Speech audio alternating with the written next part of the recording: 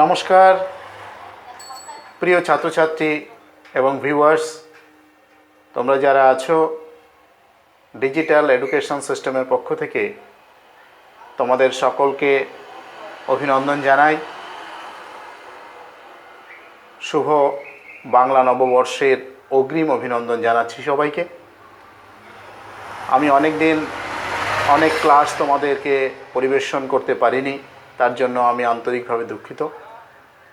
আশা করি তোমরা ভালো আছো। আবার তোমাদের সামনে আমি শিবু স্যার নতুন ক্লাস নিয়ে উপস্থিত হয়েছি। ক্লাসটা মনোযোগ সহকারে তোমরা ফলো করো। আর যেটা বলবো, করোনা কিন্তু এখনও আমাদের দেশ থেকে যায়নি। আবার নতুন করে করোনার প্রকোপ শুরু হয়েছে। প্রত্যেক ছাত্রছাত্রী ভিউয়ার্সদের উদ্দেশ্যে আমার একটাই অনুরোধ, তোমরা স্বাস্থ্যবিধি মেনে সামাজিক দূরত্ব মেনটেন করে মাস্ক ব্যবহার করে হাত স্যানিটাইজ করে নিজেদেরকে সুরক্ষিত রাখো। দেখো, আমরা নতুন একটা ক্লাসে আজকে পদার্পণ করতে চলেছি। খুব সহজ একটা বিষয়। সেই সহজ বিষয়টাকে আমরা মাথার মধ্যে গেঁথে নেব খুব সহজ উপায়ে। আমরা সবাই জানি এই বিষয়টা, আমরা সচরাচর বিষয়টাকে ব্যবহার করি। ইংরাজি, বাংলা, সংস্কৃত প্রত্যেকটা সাবজেক্টেই কিন্তু এর প্রয়োগ আছে।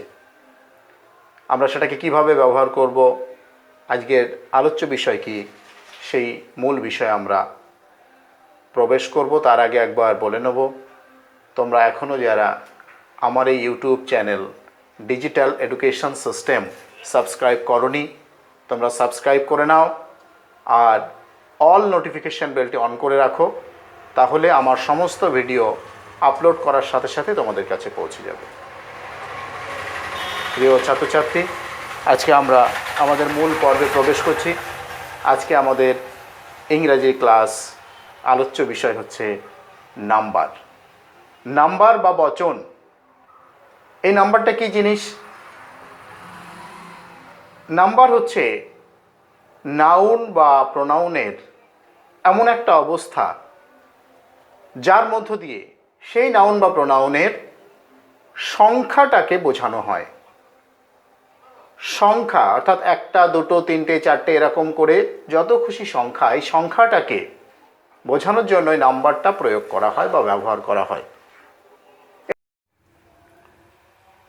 ভিউয়ার্স, আমরা নাম্বার বা বচন নিয়ে আলোচনা শুরু করেছি। এই নাম্বার বা বচন কত প্রকার? ইংরেজিতে নাম্বার বা বচন হচ্ছে 2 প্রকার। একটা হচ্ছে সিঙ্গুলার নাম্বার, একটা হচ্ছে প্লুরাল নাম্বার। সিঙ্গুলার নাম্বার মানে এক বচন, আর প্লুরাল নাম্বার হচ্ছে বহু বচন, মানে একের বেশি। এই বিষয়ে একটা জিনিস মনে রাখতে হবে, বাংলা এবং ইংরেজিতে এই নাম্বার বা বচন হচ্ছে 2 প্রকার, সিঙ্গুলার নাম্বার এবং প্লুরাল নাম্বার। বাংলায় বলা হচ্ছে এক বচন এবং বহু বচন, কিন্তু সংস্কৃতে এই বচন বা নাম্বার 3 প্রকার। সেখানে এক বচন, দ্বিবচন এবং বহু বচন, এই 3 প্রকারে বচন আমরা সেখানে দেখতে পাবো। তো যাই হোক, আমাদের আলোচ্য বিষয় ইংলিশ। আজকে আমরা ইংলিশটা নিয়ে আলোচনা করব। এবার আমরা সচরাচর যে নিয়মটা জানি সেটা হলো এই যে নাউনের পরে এস, ইএস, আইইএস ইত্যাদি যুক্ত করে সিঙ্গুলার থেকে প্লুরাল করা হয়। কিন্তু এটা কিভাবে হচ্ছে, প্রত্যেকটার একটা করে নিয়ম আছে। সেই নিয়মটাকে আমাদের জানতে হবে, সেই ফর্মুলাটাকে আমাদের জানতে হবে, তবে আমরা কিন্তু সিঙ্গুলার থেকে প্লুরাল করতে পারবো। আজকে আমরা আসি, সেই বিষয়টাকে একটু আলোচনা করব। নাম্বার 1, কি কি নিয়ম আছে একটু দেখি আমরা। যে সমস্ত নাউনের শেষে CH, SH, double S, single S বা এক্স আছে, সেই সমস্ত নাউনগুলোকে সিঙ্গুলার থেকে প্লুরাল করতে গেলে তার শেষে ES যুক্ত করতে হয়। কি কি? CH, SH, double S, only S, x, এগুলো আছে। সেই সমস্ত নাউনের শেষে ইএস যুক্ত করে সিঙ্গুলার থেকে প্লুরাল করতে হবে। কোনগুলো? যেমন এখানে উদাহরণটা একটু লক্ষ্য করা যাক। বেঞ্চ, শেষে কি আছে? ইএস, সরি সিএইচ আছে। এই যে সিএইচ আছে, এই সিএইচ এই ফর্মুলার সাথে আমাদের মিলতে সিএইচ থাকলে কি বলেছি? এইচ যুক্ত হবে। তাহলে কি হবে? B E N C H E S. Class, C L A double S, double S আছে। এটাকে সিঙ্গুলার থেকে প্লুরাল করতে গেলে আমাদের কি করতে হবে? ইএস যুক্ত করতে হবে। গ্লাস একই রকমভাবে জিএলএ এসএস ইএস। আচ্ছা, আবার আমরা দেখি আর কি আছে। আর আছে কি? ব্রাঞ্চ, কি হবে? বক্স, বক্স থেকে বক্সেস এটসেট্রা। তাহলে ফর্মুলা তো আমরা কি বললাম? যে সমস্ত নাউনের শেষে C H, S H, double S, X, single S আছে, সেই সমস্ত নাউনের পরে ইএস যুক্ত করে আমাদের সিঙ্গুলার থেকে প্লুরাল করতে হবে। এই নিয়মের কিছু ব্যতিক্রম নিয়ম আমাদের মধ্যে আছে, সেটা একটু মনে রাখতে হবে। দুটো একটা উদাহরণ, যেমন মোনার্ক, MONARCH, স্টম্যাক, স্টম্যাক, এই যে সিএইচ শেষে আছে, সিএইচ শেষে থাকা সত্ত্বেও এখানে কিন্তু ইএস ব্যবহার করা যাবে না। কেন যাবে না? তার কারণ এখানে উচ্চারণের একটা তারতম্য আছে। উচ্চারণের তারতম্য কি? সিএইচ যখন চ হবে তখন হবে ইএস, আর সিএইচ যখন ক এর মতো উচ্চারণ হবে তখন হবে শুধু এস। এটা মাথায় রাখতে হবে। সিএইচ যখন চ এর মতো উচ্চারিত হবে তখন হবে ইএস, আর সিএইচ যখন ক এর মতো উচ্চারিত হবে তখন হবে শুধু এস। এখানে কি হবে? এখানে হবে MONARCHS, মোনার্ক আর স্টম্যাক। এটা হচ্ছে ব্যতিক্রম। প্রথম যে সূত্রটা বলা হয়েছে তার ব্যতিক্রম হলো এটা।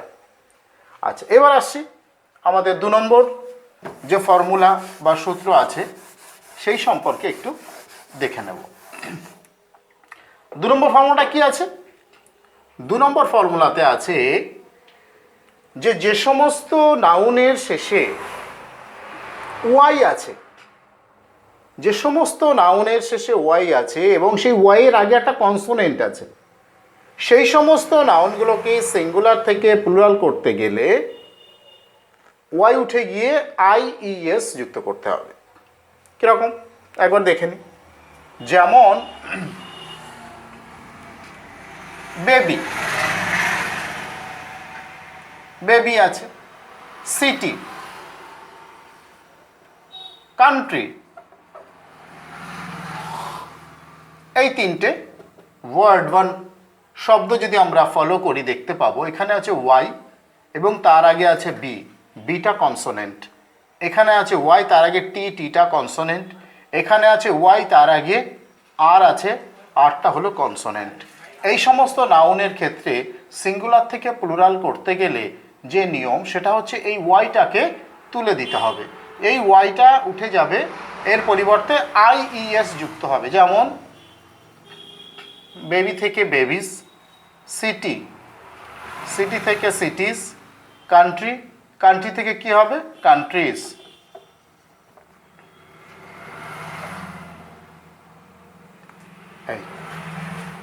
এটা হচ্ছে সাধারণ নিয়ম, কিন্তু এরও একটা ব্যতিক্রম নিয়ম আছে। সেটা কি? সেই ব্যতিক্রম নিয়মটা একবার দেখে নিই। সেই ব্যতিক্রম নিয়মটা হলো এরকম যে শুধু ওয়াই থাকলেই হবে না, ওয়ার্ডের শেষে ওয়াই আছে কিন্তু কনসোনেন্ট নেই, ভাওয়েল আছে ওয়াই এর ঠিক আগে, সেক্ষেত্রে কিন্তু এই নিয়মটা প্রযোজ্য নয়। যেমন বয়, টয়, এখানে কি আছে? শেষে ওয়াই আছে, কিন্তু ঠিক তার আগে কি আছে? ও। ওটা কি? ওটা হচ্ছে ভাওয়েল, ওটা ভাওয়েল, এই ওটাও ভাওয়েল। তাই এখানে এই ওয়াই উঠে গিয়ে আইএস যুক্ত হবে না, এখানে যা আছে তার শেষে শুধুমাত্র এস যুক্ত হবে। এইগুলো মনে রাখতে হবে, এখানে শুধু এস যুক্ত হয়েছে। তাহলে শেষে নাউনের শেষে ওয়াই থাকলেই যে আই ই এস যুক্ত হবে ওয়াই উঠে গিয়ে, এমনটা কিন্তু নয়। নিয়ম হচ্ছে সেই ওয়াই এর আগে যদি কনসোনেন্ট থাকে তাহলে ওয়াই উঠে গিয়ে আই ই এস সিঙ্গুলার থেকে প্লুরাল করার সময় করতে হবে। আর যদি ওয়াই থাকে এবং তার আগে ভাওয়েল থাকে সেক্ষেত্রে কিন্তু ওয়াই উঠে গিয়ে আইএস যুক্ত হবে না, সেক্ষেত্রে ওয়াই থাকবে, তারপরে শুধু এস যুক্ত হবে। তাহলে এই যে দুটো সূত্র বা ফর্মুলা বলা হলো, এটা বোঝা গেল। এরপর পরবর্তী যে ফর্মুলাটা আমাদের আছে সেটা একটু দেখে নেব। সেটা কি আছে?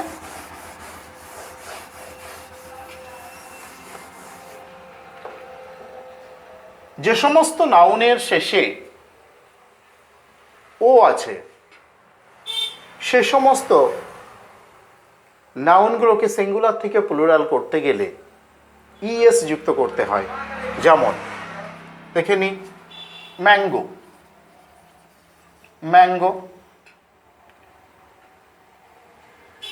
কি হবে? পটেটো,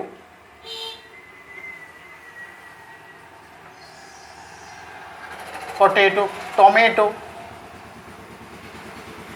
এই যে বিশেষত, তাহলে এটা কি হবে? ম্যাঙ্গোস।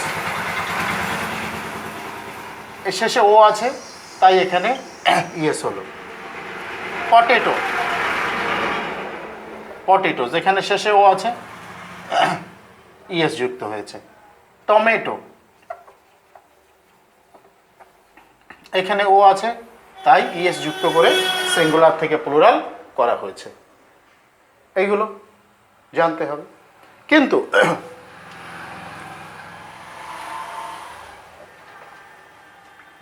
এর পাশাপাশি আরও কিছু নিয়ম আছে, যে নিয়মগুলো কিন্তু আমাদের আরেকটু মনে রাখতে হবে। দুটো একটা করে উদাহরণ দিয়ে খুব সংক্ষেপে বিষয়টা বোঝানোর চেষ্টা করছি। ক্লাস বেশি লেংদি করে, বেশি জটিল করে তোমাদের কাছে পরিবেশন করলে তোমরা বুঝতে পারছো না বা পারবে না, সেই জন্য খুব সহজে আরও কয়েকটা উদাহরণ দিয়ে বুঝিয়ে দিচ্ছি।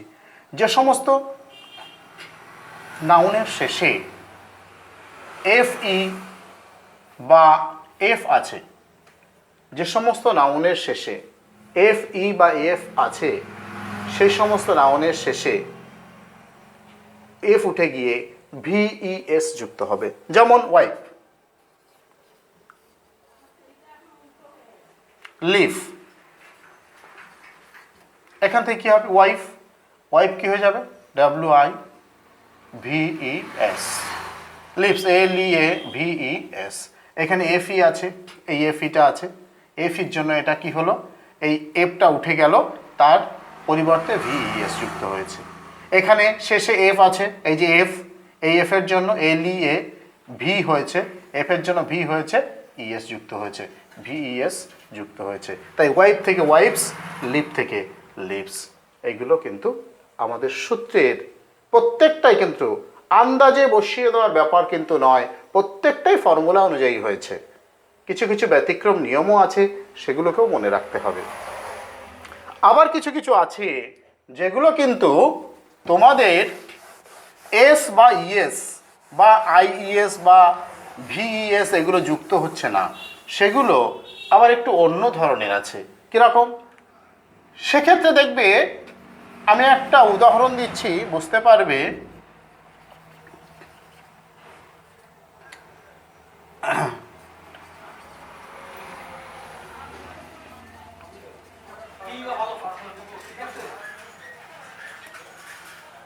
ম্যান, ওম্যান, টুথ, ফুট, এই যে নাউনগুলো, এই নাউনগুলোর মাঝখানে যে ভাওয়েলগুলো আছে, এই ভাওয়েলগুলো এখানে চেঞ্জ হয়ে যাবে। এর শেষে এস, ইএস কিছুই যুক্ত হবে না।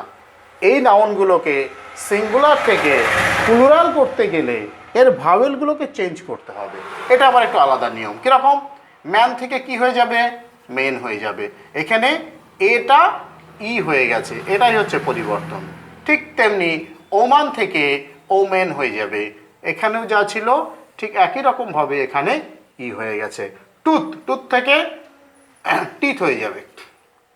এই যে এই দুটো ও ছিল, এখানে দুটো ই হয়ে গেছে, এখানে ভাওয়েল চেঞ্জ হয়েছে। ফুট থেকে ফিট তো হয়ে যাবে ঠিক একই রকমভাবে। এই দুটো ছিল, এখানে ডাবল ই হয়ে গেছে। এটা কিন্তু আমাদের লক্ষণীয় বিষয়, এটা মাথায় রাখতে হবে। সব ক্ষেত্রেই যে এস যুক্ত করে বা ইএস যুক্ত করে সিঙ্গুলার থেকে প্লুরাল করা হয় তা কিন্তু নয়। এই বিষয়টা মাথায় রাখা অত্যন্ত জরুরি। আর একটা জিনিস মনে রাখতে হবে, সেটা হলো বেশি নেই এই শব্দগুলো, খুব ইম্পর্টেন্ট দুটো শব্দ আমরা ব্যবহার করে থাকি। সেই ইম্পর্টেন্ট দুটো শব্দ হচ্ছে অক্স, আচ্ছা, চাইল্ড। এই দুটো শব্দ আছে বা নাউন আছে, যে নাউনগুলোকে সিঙ্গুলার থেকে প্লুরাল করার সময় এর শেষে ইএন যুক্ত করতে হয়। যেমন অক্স, অক্সেন, চাইল্ড, চিলড্রেন। এই দুটো কিন্তু খুব ইম্পর্টেন্ট। অক্স থেকে অক্সেন ইএন যুক্ত করা হচ্ছে, চাইল্ড থেকে চিলড্রেন ইএন যুক্ত করা হচ্ছে। বোঝা গেল? আর লাস্ট অফ অল, শেষে একটা বিষয় আলোচনা করে আজকে ক্লাস আমি শেষ করব। সেটা হলো এই যে কিছু কিছু স্পেশাল শব্দ আছে বা নাউন আছে যেগুলোকে আমরা ব্যবহার করি। যেমন brother, brother in law, sister in law. এই যে বিশেষ বিশেষ শব্দ বা নাউন, এগুলোর ক্ষেত্রে তাহলে আমরা brother in law singular number বা এক বচন, সিস্টার ইন ল এটা সিঙ্গুলার নাম্বার বা এক বচন। এইগুলোকে তাহলে আমরা কিভাবে পরিবর্তন করব, সিঙ্গুলার থেকে প্লুরালে কিভাবে নেব? সিম্পল একটা জিনিস মনে রাখবে, এই ব্রাদারের শেষে শুধু এস যুক্ত করতে হবে, সিস্টারের শেষে এস যুক্ত করতে হবে। Brothers in law. আর এখানে কি হয়ে যাবে? Sisters in law. তাহলে কি হলো? ব্রাদারের পরে ব্রাদার্স, সিস্টারের পরে সিস্টার্স। এর শেষে কিন্তু হবে না, এর শেষে হবে না, ল এর শেষে কিন্তু এস যুক্ত হবে না। এসটা যুক্ত হবে এই ব্রাদারের শেষে, সিস্টারের শেষে। যেমন mother in law, mothers in law, father in law, fathers in law ইত্যাদি। এই হচ্ছে আজকের আমাদের আলোচ্য বিষয়। প্রিয় ছাত্রছাত্রী, প্রিয় ভিউয়ার্স, টোটাল ভিডিওটা মনোযোগ সহকারে কানে হেডফোন দিয়ে শোনার জন্য আমি অনুরোধ করব। কারণ প্রতিটা ছাত্রছাত্রীর একদম প্রাইমারি লেভেল থেকে শুরু করে যতদূর তোমরা পড়াশোনা করবে প্রত্যেকেরই গ্রামারের এই জিনিসগুলো প্রয়োজন আছে। তোমরা ভালো করে জানো, ভালো করে বোঝো। অসুবিধা হলে কমেন্টস বক্সে লিখে আমাকে জানাও, আমি ঠিক তোমাদের উত্তর দিয়ে দেব। পরবর্তী ভিডিওগুলোতে নতুন নতুন সাবজেক্ট নিয়ে আমরা ক্লাসে আলোচনা করব। আশা করি তোমরা ক্লাসে উপস্থিত থাকবে। যাওয়ার আগে একটা কথা আবারও বলবো যে এই চ্যানেল ডিজিটাল এডুকেশন সিস্টেম অবশ্যই তোমরা সাবস্ক্রাইব করো, অল নোটিফিকেশান বেলটি অন করে রাখো এবং বন্ধুদের মধ্যে প্রচুর প্রচুর পরিমাণে শেয়ার করো। স্বাস্থ্যবিধি মেনে চলো, পড়াশোনা করো, সোশ্যাল ডিস্টেন্সিং মেনটেন করো, হাত স্যানিটাইজ করো, মুখে মাস্ক ব্যবহার করো। তবেই তোমরা এবং আমরা প্রত্যেকেই সুস্থ থাকতে পারবো। সবাইকে অভিনন্দন জানাচ্ছি। নমস্কার।